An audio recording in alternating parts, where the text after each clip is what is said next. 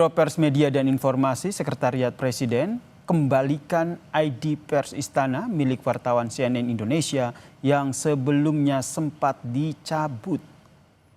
Deputi Bidang Protokol Pers dan Media Sekretariat Presiden Yusuf Permana mengembalikan kartu pers Istana milik wartawan CNN Indonesia.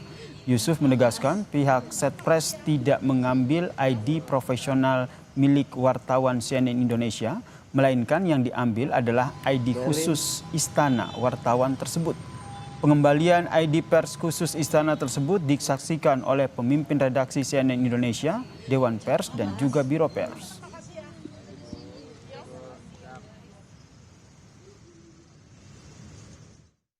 Biro Pers dan Media tidak mengambil ID profesional Mbak Diana sebagai jurnalis.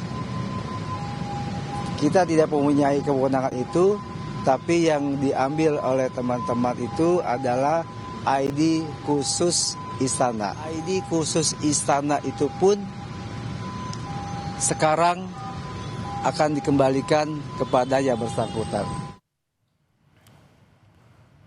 Pemimpin redaksi CNN Indonesia Titin Rosmasari menyampaikan dengan dikembalikannya ID pers Istana milik wartawan CNN Indonesia yang sempat dicabut menjadi momentum agar kinerja profesional wartawan dapat dijamin kebebasannya. Titin juga bilang jurnalis Istana yang meliput kegiatan Presiden harus dapat diberi kebebasan untuk bertanya, berpendapat sebagaimana yang diatur dalam Undang-Undang Pers.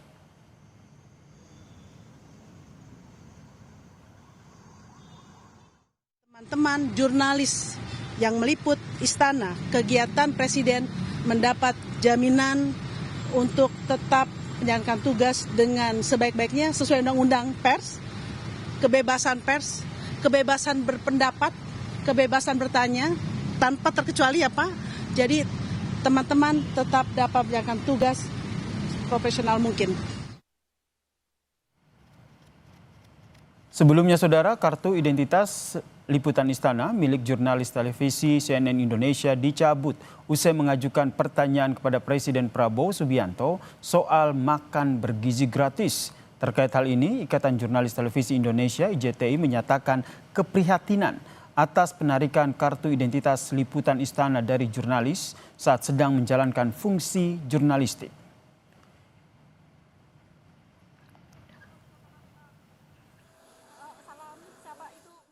Kerja-kerja jurnalistik seperti yang dilakukan oleh saudara Dian itulah sesuatu yang memang sangat ditunggu oleh publik.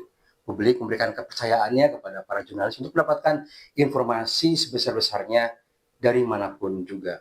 Dan dalam kasus MBG ini, publik betul-betul sedang menanti informasi klarifikasi dari Presiden.